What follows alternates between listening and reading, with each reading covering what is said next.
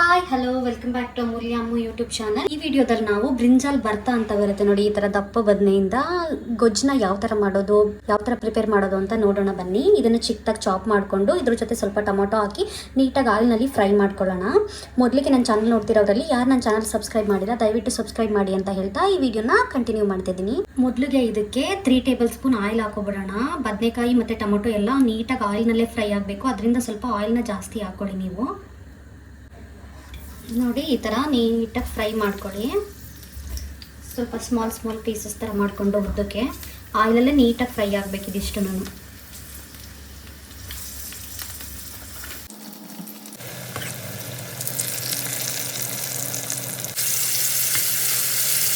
ಈಗ ನೋಡಿ ಬದನೆಕಾಯಿ ಮತ್ತು ಟೊಮೊಟೊ ಎಲ್ಲ ನೆಟ್ಟಿಟ್ಕೊಂಡೆ. ಅದೇ ಆಯಿಲ್ಗೆ ಸ್ವಲ್ಪ ಜೀರಿಗೆ, ಹಾಗೆ 5 ರಿಂದ 6 ಬಿಡಿಸಿರುವಂತಹ ಬೆಳ್ಳುಳ್ಳಿ, 3 ಹಸಿಮೆಣಸಿನಕಾಯಿ ಜೊತೆಗೆ 1.5 ಗಡ್ಡೆ ಈರುಳ್ಳಿನ ಇದಕ್ಕೆ ಸೇರಿಸ್ಬೇಕು. ಸೇರಿಸಿ ಇಷ್ಟನ್ನು ಕೂಡ ನೀಟಾಗಿ ಹುರ್ಕೊಬೇಕು.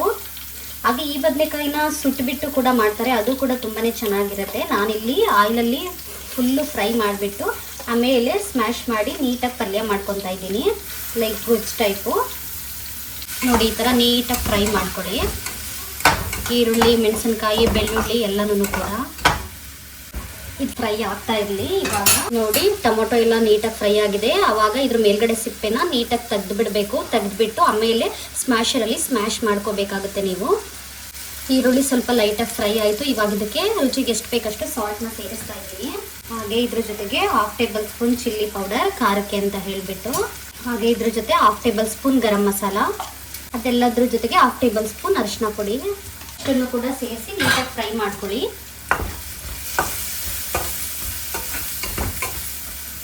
ಇದಾಗಿದ ನಂತರ ನಮ್ಮ ಮನೆಯಲ್ಲಿ ಸ್ವಲ್ಪ ಹಸಿರು ಬಟಾಣಿ ಇತ್ತು, ಅದನ್ನು ಕೂಡ ಸೇರಿಸ್ತಾ ಇದ್ದೀನಿ ನಾನು. ನಿಮ್ಮ ಮನೆಯಲ್ಲಿ ಇದ್ದರೆ ಹಾಕ್ಕೊಳ್ಳಿ, ಇಲ್ಲ ಅಂತ ಅಂದ್ರೂ ನಡೆಯುತ್ತೆ. ಬಟಾಣಿನೂ ಕೂಡ ನೀಟಾಗಿ ಫ್ರೈ ಆಗಬೇಕು ಆಯಿಲ್ ಜೊತೆ. ನೋಡಿ ಈ ಥರ ಸ್ಮ್ಯಾಶ್ ಮಾಡ್ಕೋಬೇಕು ನೀವು.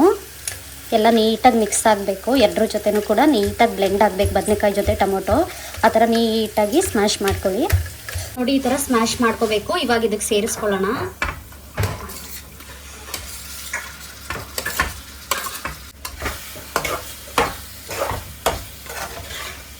ಇದಕ್ಕೆ ಸ್ವಲ್ಪ ಲೈಟಾಗಿ ನೀರನ್ನ ಸೇರಿಸ್ಕೊಳ್ಳೋಣ ಬದನೆಕಾಯಿ ಬೇಯಲಿಕ್ಕೆ. ನೋಡಿ ಈಗ ರೆಡಿ ಆಯಿತು ರುಚಿಕರವಾದಂತಹ ಬ್ರಿಂಜಾಲ್ ಗೊಜ್ಜು. ತುಂಬಾ ಚೆನ್ನಾಗಿರುತ್ತೆ, ಪರೋಟ ಮತ್ತು ಚಪಾತಿ ಜೊತೆ ತಿನ್ಬೋದು. ತುಂಬಾ ಟೇಸ್ಟಿಯಾಗಿರುತ್ತೆ. ಡಿಫ್ರೆಂಟ್ ರೆಸಿಪಿ ಇದು. ನೋಡಿ ಎಷ್ಟು ಚೆನ್ನಾಗಿ ಬಂದಿದೆ. ಇದಾಗಿತ್ತು ಇವತ್ತಿನ ವಿಡಿಯೋ. ಇದೇ ಥರದ ಕುಕ್ಕಿಂಗ್ ವಿಡಿಯೋಗಾಗಿ ನನ್ನ ಚಾನಲ್ನ ಸಬ್ಸ್ಕ್ರೈಬ್ ಮಾಡೋದನ್ನ ಮರಿಬೇಡಿ.